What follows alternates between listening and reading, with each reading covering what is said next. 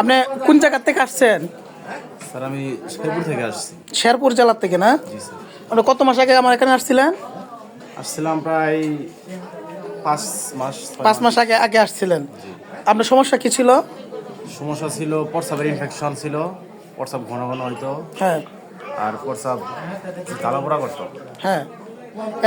এখন ওষুধ খেয়ে আমার এখান থেকে ওষুধ খেয়ে কেমন আছেন? এখন আলহামদুলিল্লাহ মোটামুটি ভালো আছে। ভালো আছেন। আপনি অনেক জায়গায় চিকিৎসা করছেন না? জি আমি অনেক জায়গায় চিকিৎসা, কেমন টাকা নষ্ট করছেন বিভিন্ন জায়গায় চিকিৎসা করে? প্রায় 1 লাখের মতো, 1 লাখ। 1 লাখ টাকার মতো নষ্ট করছেন না? হোমিও এলিফিতি সব জায়গায় চিকিৎসা করছেন? জি। শুরু করিতেছি পরম করুণাময় আল্লাহ রাব্বুল আলামিনের নামে, যিনি আমাকে সৃষ্টি করেছেন। আসসালামু আলাইকুম। আমি হোমিওপ্যাথি ডাক্তার শাকিল।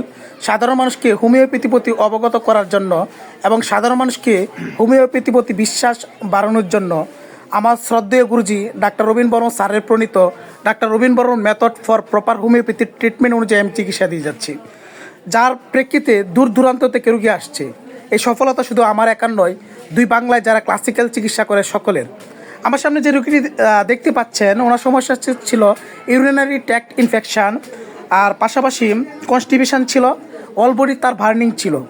আমি ওই রুগী বললো 5 মাস আগে আমার এখানে আসছিল, প্রায় 2.5 বছর যাবৎ সমস্যা, প্রায় 1 লাখ টাকার উপরে আনুমানিক চিকিৎসা করে রুগী কোনো ফলাফল পায়নি। আর আমার এখানে চিকিৎসা করে রুগী 80% সুস্থ। এই সফলতা শুধু যারা হোমিওপ্যাথি কনস্টিটিউশনাল ট্রিটমেন্ট করে ওদেরই এই সফলতা। আমি রুগীদের মনোবল বৃদ্ধি করার জন্য এবং সাধারণ হোমিওপ্যাথি ডাক্তারদের অবগত করতে চাচ্ছি আমি কি মেডিসিন সিলেকশন করলাম। আমি এটাতে দেখাতে যাচ্ছি যারা হোমিওপ্যাথি ট্রিটমেন্ট করছে বা হোমিওপ্যাথি চিকিৎসা দিয়ে যাচ্ছে, এদেরকে দেখা যাচ্ছে আমি কী মেডিসিন সিলেকশন করলাম। রুগীর ছিল আমার ইউরিন বার্নিং প্রবলেম ছিল, সারা বডি জ্বালাফোড়া ছিল, কনস্টিপেশন ছিল, আর বাথরুম কঠিন ছিল, অতিরিক্ত বাথরুম কঠিন ছিল। আর তার বিশেষ সমস্যাটা ছিল ভ্যাকসিন নেওয়ার পর থেকে সমস্যাটা হয়েছিল বেশি না, ভ্যাকসিন নেওয়ার পর থেকে তার সমস্যাগুলো বাড়ছিল। আর তার বৃষ্টি পছন্দ ছিল, সে অতিরিক্ত ঘাম এবং ঘামে হালকা গন্ধ ছিল, জাঙ্ক ফুড পছন্দ ছিল, মাংস পছন্দ ছিল, আর সে উচ্চ বালিশে শুইতে পছন্দ করতো, অস্থিরতার একটা ভাব ছিল, মেমোরি উইকনেস ছিল, যে কোনো কাজ সে কুইকলি কাজ করতো।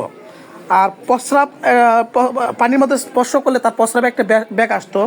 আমি ওনার যে কনস্টিটিউশনাল ট্রিটমেন্ট হিসেবে সালফার সিলেকশন করলাম। Sulphur selection 50 millesimal scale of potency মাধ্যমে সিলেকশন করলাম।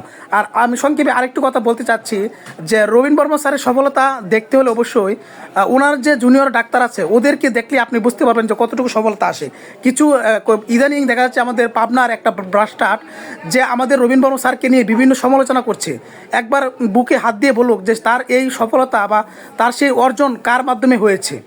আর ওনার অর্জন একমাত্র আমার গুরুজিকে ফলো করে তার সফলতা পেয়েছে। আর বিভিন্ন সময় বিভিন্নভাবে এই ব্রাস্টার্ডগুলো গুরুজিকে বিভিন্নভাবে কটূক্তি করে, একবার চিন্তা করে না যে কাকে নিয়ে আমরা সমালোচনা করছি। যাকে নিয়ে আমরা সমালোচনা করছি তার সমপরিমাণ যদি আমরা যোগ্যতা অর্জন করতে পারি, অবশ্যই তাকে নিয়ে সমালোচনা করা আমার যোগ্যতা খাটে। কিন্তু আমরা কখনো একবার চিন্তা করি না যে ওনার মতো এক মহান ব্যক্তিকে নিয়ে সমালোচনা করার যে আমার কতটুকু যোগ্যতা আছে।